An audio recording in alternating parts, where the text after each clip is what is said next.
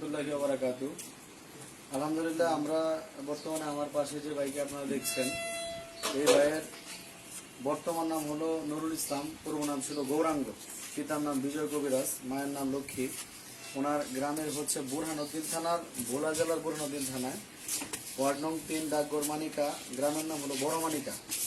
তা আমাদের এই ভাই ইসলাম ধর্ম গ্রহণ করেছে অনেক আগে, প্রায় 30 বছরের মতো হয়ে গিয়েছে। 30 বছর মতো ইসলাম গ্রহণ করেছে।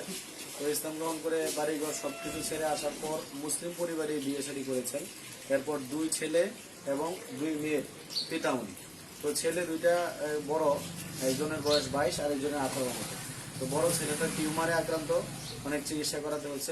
ছোট ছেলেটার শ্বাসকষ্ট, আর মেয়ে 2টার বিয়ে দিয়েছে। তো উনি এখন চলতে ফিরতে গিয়ে অসুস্থ হওয়ার কারণে উনি আগে রিক্সা চালাতো, এখন বাতের সমস্যা, বিভিন্ন সমস্যার কারণে রিক্সাও চালানোর মতো ওনার এখন আর এবিলিটি নেই। যে কারণে ওনার এখন একটু যদি আমরা চায়ের স্টল বা একটু মনোহারি একটা দোকানের ব্যবস্থা করতে পারি ইনশাল্লাহ, তাহলে ওনার সংসারটা একটু ভালো মতো চলতে পারে এবং কারোর কাছে সাহায্যের প্রয়োজন হয় না।